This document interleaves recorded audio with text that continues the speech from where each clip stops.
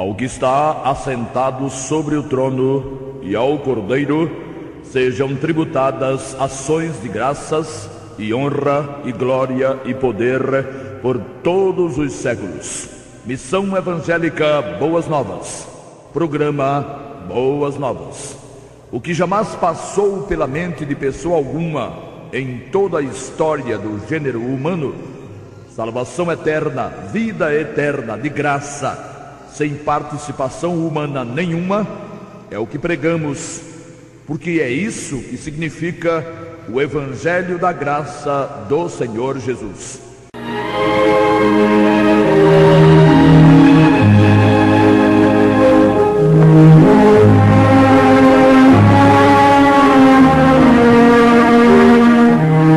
Noções do Espiritismo. Esse é o título de uma literatura que temos em mãos, editada pelo Centro Espírita Herculano Pires, da cidade de Bom Jardim, respaldada pela Federação Espírita Brasileira e pela Federação Espírita Pernambucana, nela citadas. Sendo de domínio público, a literatura chegou-nos às mãos por um adepto do espiritismo kardecista. É legítimo tecer comentários sobre as afirmações ali feitas, não existindo qualquer tipo de contravenção, ilegitimidade ou ilegalidade. Os autores introduziram, certamente com o propósito de tornarem seus conceitos críveis, 12 textos bíblicos, é claro, fora de contexto e de forma aleatória. Quanto mais alguém assimila conhecimentos das revelações divinas, quanto mais alguém aprofunda a sua percepção dos anunciados bíblicos, e principalmente, quando faz na esfera do eterno ou das coisas eternas, como o próprio homem em sua essência, que é o Espírito, mais lhe aumenta a responsabilidade de expor esses conhecimentos, porquanto depois da morte vem o juízo, ou virá o juízo, Hebreus 9:27. Que não é assim que muitos entendem, inclusive os da fé espírita, sabemos. Mas sabemos também que quem assim não entende como Deus entende. E se alguém, seja lá quem for, não entende como Deus entende, então entende errado. E se entender errado deste lado de cá, ou sobre valores do lado de cá da existência, já é coisa ruim. Entender errado sobre a eternidade e suas implicações, aí será motivo de lamentações sem fim. Depois da morte vem ou virá o juízo. Logo, é aqui e agora que o juízo que virá depois da morte precisa ser avaliado e contornado, pois a afirmação bíblica soa como advertência, já que em juízo nenhum funciona qualquer tipo de misericórdia. Todo mundo sabe que juízo é lugar ou circunstância de justiça, da aplicação da justiça, de ser prolatada ou determinada a sentença. Juízo é incompatível com perdão. No juízo só existem dois veredictos: culpado ou inocente. Perdoado nunca. Alguém perdoado é e tem que ser alguém que tinha culpa. E um juiz justo, por mais misericordioso e magnânimo que seja, como juiz, tem que decretar o culpado culpado, aplicando-lhe o castigo através de sentença. A literatura espírita contém uma prece denominada de prece de Caritas, que teria sido dada por alguém com esse nome, martirizado em Lyon, na França, em uma sessão no dia 25 de dezembro de 1863. Entre outras afirmações, ali se lê, abre aspas, como Moisés sobre a montanha, nós os esperamos com os braços abertos, ó poder, ó bondade, ó beleza, ó perfeição. E queremos, de algum modo, alcançar a vossa misericórdia. Esse expediente de viver tentando bajular Deus, dizendo conhecer e reconhecer sua majestade, dizendo saber ser ele fantasticamente grandioso e poderoso, rasgando elogios em cima de suas qualidades morais, como bondade, perfeição, misericórdia, etc., isso não funciona. Pode funcionar com homens que se deixam seduzir pelos galanteios e abater pelas críticas. Com Deus não funciona. Deus não é nenhum menino para estar sendo iludido com pirulito. Ficar citando Moisés, Abraão e outras figuras do Velho ou Novo Testamentos não tem a menor importância para a questão eterna. Queremos, de algum modo, alcançar a vossa misericórdia. De algum modo? Mas o Espiritismo já não seria o modo certo, não? E o modo de Deus? O modo proposto pelo Senhor Deus não serve. E por que não serve? Não querem algum modo? Querem. Só não querem o modo proposto por Deus. E isso não tem acontecido só com a fé espírita, muito infelizmente. O chamado mundo cristão está abarrotado de modos, formas e métodos inventados e criados por gente que não acaba mais. E o propósito é um só: alcançar a misericórdia divina. É que muita gente, e gente de Bíblia à mão, inclusive o pessoal da literatura espírita com suas 12 citações, usa a Bíblia tão somente na tentativa de respaldar conceitos de sua própria lavra, na base do sobrenatural ou não. Conceitos estranhos às propostas do Altíssimo para a felicidade eterna dos seres humanos. Por exemplo, mais um exemplo, está escrito no livreto espírita, isso sem nenhuma conotação pejorativa. É de fato um livreto com apenas 12 páginas. Está escrito: Deus, um raio, uma faísca do vosso amor, pode abrasar a terra. Agora, há de existir uma afronta maior? Alguma coisa mais descabida, mais assintosa, mais deletéria que isso? Nem o próprio Satanás, que é claro, a fé espírita não admite existir, e tinha que não admitir mesmo, nem o inimigo faria uma declaração desse teor, ou com esse teor. Quer dizer, não faria de forma direta, porque ele é e está perdido, mas não é bobo. Ele sabe que o amor de Deus se derramou por completo sobre a humanidade. Não uma faísca apenas, não somente um raio, mas o amor todo, na pessoa bendita do Filho unigênito, para e como Salvador de pecadores. Satanás está na dele, perdido por um, perdido por mil. Sua vida é insinuar a quem se deixa iludir e enganar, não seja o Senhor Jesus crucificado o modo proposto por Deus o Pai para o perdão da culpa do pecado de quem nele, no Filho crucificado, confiar, chegando a invocá-lo. O inimigo estava por lá quando o Salvador disse, e ele, inimigo, ouviu: Deus amou o mundo de tal maneira que deu o seu Filho unigênito, para que todo aquele que nele crê não pereça, mas tenha a vida eterna. Registro em João 13,16. O advérbio grego outos, empregado no texto e traduzido pela expressão de tal maneira, significa que Deus empregou, nessa demonstração de amor, tudo o que podia empregar, porquanto permitiu a encarnação, o sofrimento e a morte do próprio Filho. Ou seja, Deus amou o mundo tanto, o mundo, ele o fez de tal forma, com tamanha intensidade, que seria e é profundamente ultrajante sugerir a alguém, como está sugerido na literatura espírita, que ele, Deus, repetisse alguma expressão desse amor, uma faísca ou um raio, numa clara demonstração de considerar insuficiente o amor já demonstrado na encarnação do Verbo eterno.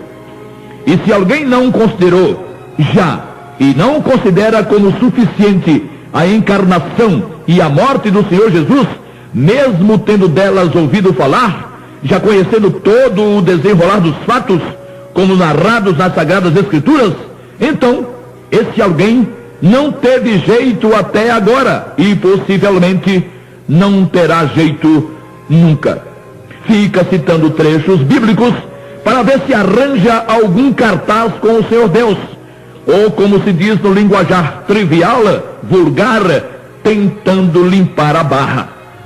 Que um budista seja um budista, compreende-se.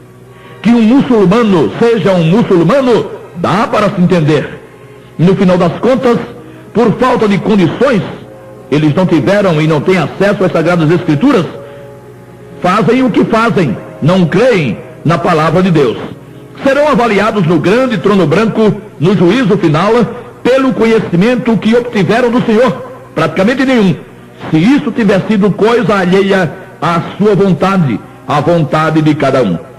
Mas aqueles que fazem citações bíblicas, a exemplo de escritores espíritas como Cairvá Schutel, Leon Denis, Severino Celestino e principalmente Allan Kardec, que só no livro O Evangelho segundo o Espiritismo fez 265 citações, não poderão de forma alguma serem considerados e achados como se não tivessem tido chances e oportunidades de conhecerem a verdade de Deus.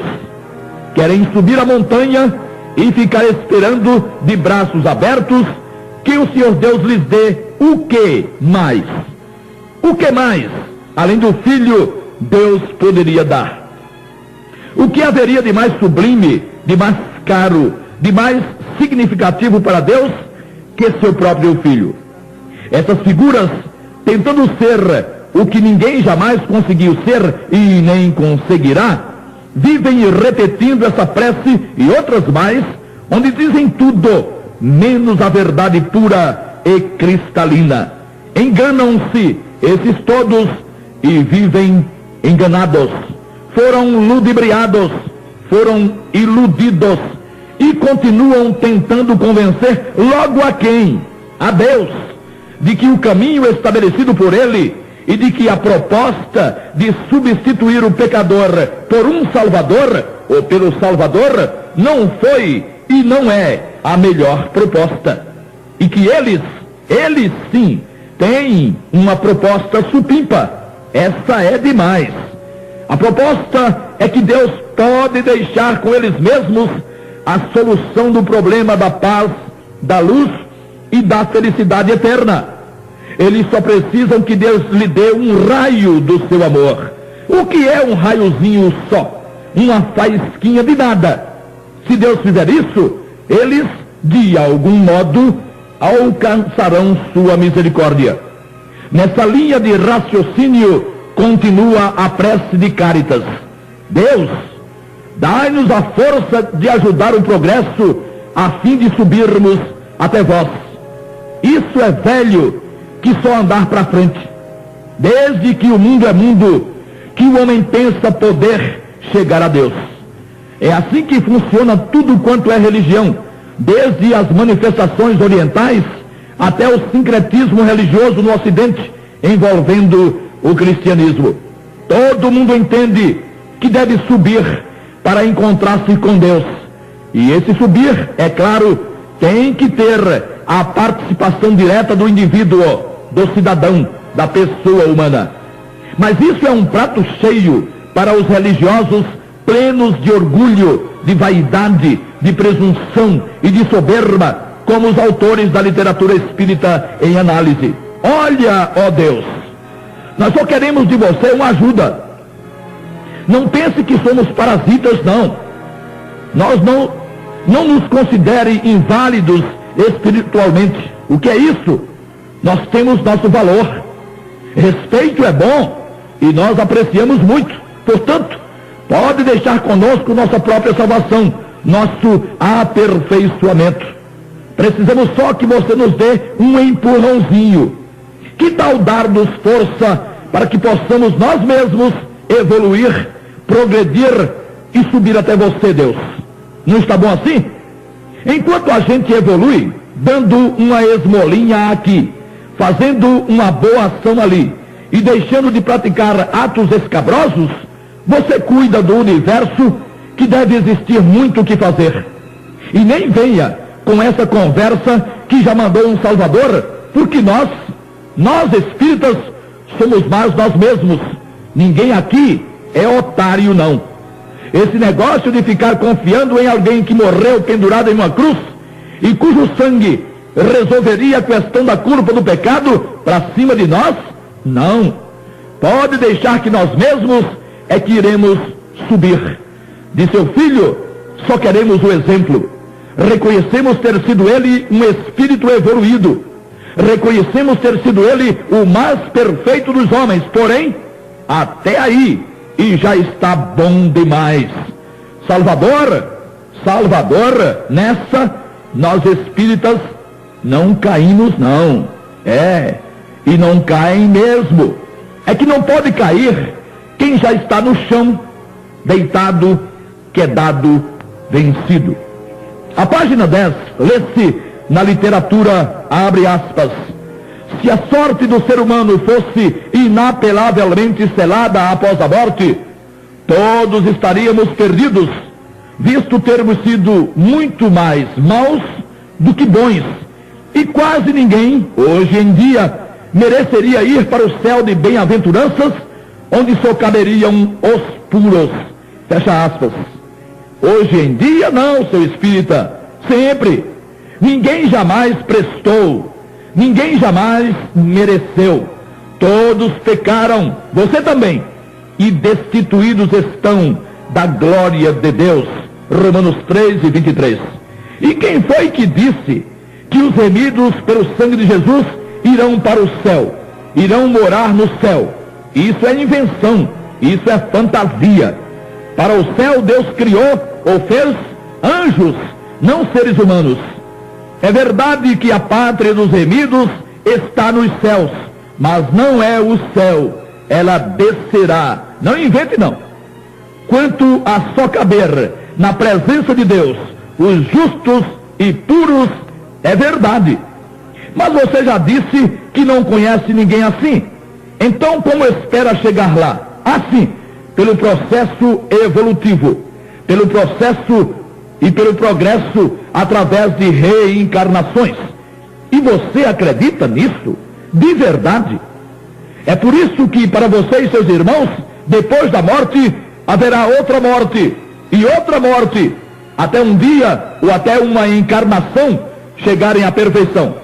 E isso justifica o que está escrito à página 6, seu espírita. Aqui, abrimos aspas outra vez.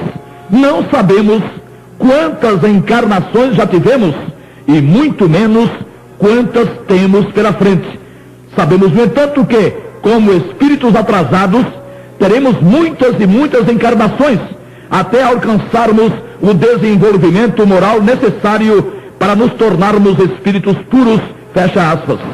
Quer dizer, senhor espírita, que o senhor vive crendo nisso e está decidido ir para a morte com essa expectativa. Tudo bem. Como a vida é sua, vai em frente. O problema é que aquilo que o senhor entende das revelações neotestamentárias não tem nada a ver com o que foi realmente revelado. Abra os olhos. Se o codificador de sua doutrina fez 265 citações bíblicas só no livro O Evangelho segundo o Espiritismo, é porque ele levava em consideração a palavra de Deus, a Bíblia. O problema é que ele, atropelando a hermenêutica, sem considerar que um testamento só entra em vigor após a morte do testador, achou que o Novo Testamento teria tido início no nascimento do Senhor Jesus e que os ensinamentos do Senhor já constituíam ou constituiriam um Novo Testamento.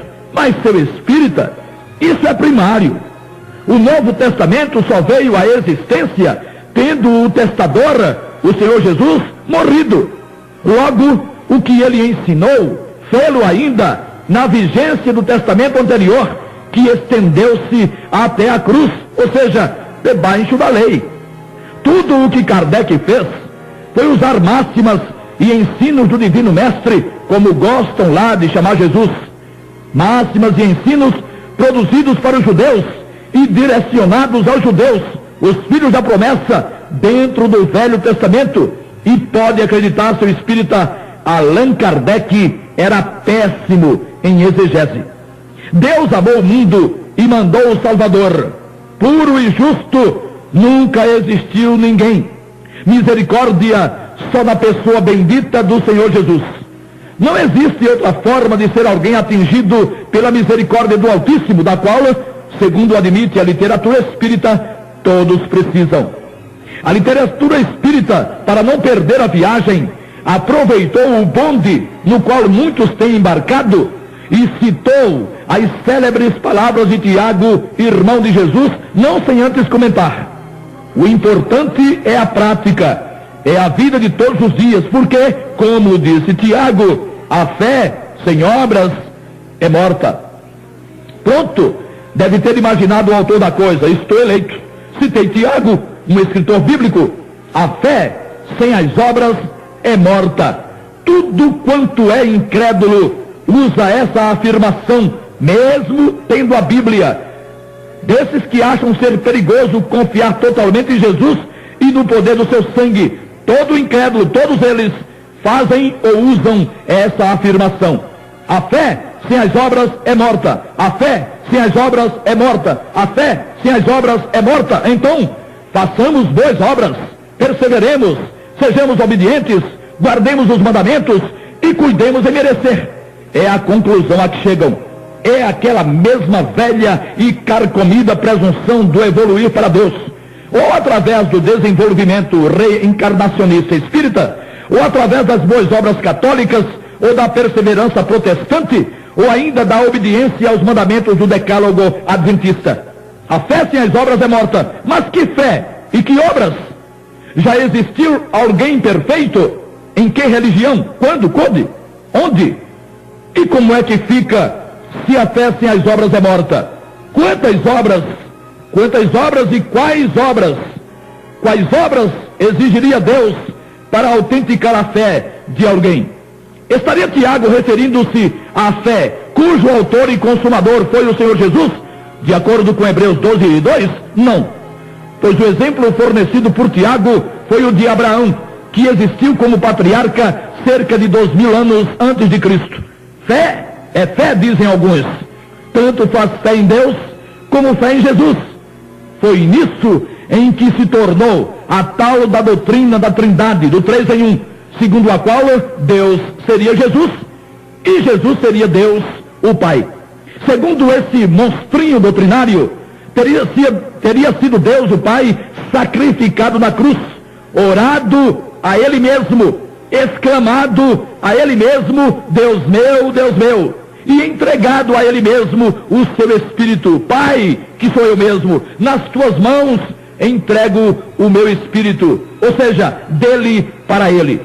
E ainda acham alguns que para ser obediente e submisso, alguém teria que aceitar passivamente essa loucura, sob pena de rebeldia e até de blasfêmia, como se Deus obrigasse todo mundo a dar uma de maluco, crendo em absurdos desse tipo. A fé bíblica é racional, é inteligente, é coerente. Deus nos fez imagem e semelhança suas, exatamente para agirmos como Ele agiria em nosso lugar, ponderando, examinando, excluindo, incluindo e chegando a conclusões legítimas e sóbrias. A fé que é morta sem as obras é a fé em Deus Pai, que, não sendo acompanhada pelas obras da lei, não tem qualquer valor quanto à eternidade, porquanto Deus nunca morreu por ninguém, nunca pagou o preço do perdão da culpa e nunca foi autor e nem consumador da fé salvadora. Deus o Pai jamais assumiu o preço da redenção. Mas também a fé em Jesus, só na existência dele como homem perfeito, como exemplo de vida, como guia, como padrão, como amigo, não é a fé que teve nele autoria e consumação, sendo morta, totalmente morta. Muitos creem em Jesus como creem em Moisés, em Átila, em Napoleão, em Maria ou em qualquer outro vulto da história. Jesus não foi autor desse tipo de fé que não passa da admissão de um fato. Ele existiu, só isso. Os espíritas, por exemplo, como os citados na literatura analisada, creem assim sobre Jesus. E quem é que nega ter sido Jesus um homem extraordinário, um fenômeno, aquele que dividiu a história? Ninguém o nega, pelo menos no mundo ocidental. Essa fé, porém, é morta, mortinha da Silva. Tiago não cogitava da fé salvadora, mas daquele tipo de fé que seus irmãos de raça, os judeus, se orgulhavam de exercer em relação a Deus o Pai, que lhes havia dado a lei, com os patriarcas, profetas, videntes, juízes aliás, e com todo o ritual do culto judaico. Aquela fé, essa fé é morta sem as obras da lei, sem o cumprimento dos mandamentos. Cumprimento, não intenção, não boa vontade, não esforços direcionados ao cumprimento. Cumprimento, essa é a fé que sem as obras é morta. O Senhor Jesus foi o único a ter a fé em Deus e a ter as obras correspondentes, pois cumpriu rigorosamente todos os mandamentos, estatutos e juízos. A fé que não precisa das obras, a fé que é viva em si mesma, é a fé no sangue do Senhor Jesus. É a fé em Jesus crucificado, pois é dessa fé que o Salvador foi autor e consumador. Se o Senhor Jesus não tivesse sido o consumador da fé salvadora, aí sim, quem nele exercesse fé teria que fazer obras como ele fez, em obediência a Deus e a sua lei. Ter fé em Deus e não ter obras é igual a zero. Mas Jesus, para os que o invocaram, foi autor e consumador da fé salvadora. Essa é a fé que resolve. O remido teve a fé e o Salvador tinha as obras. Negócio fechado, assunto resolvido. Aos remidos, graça e paz.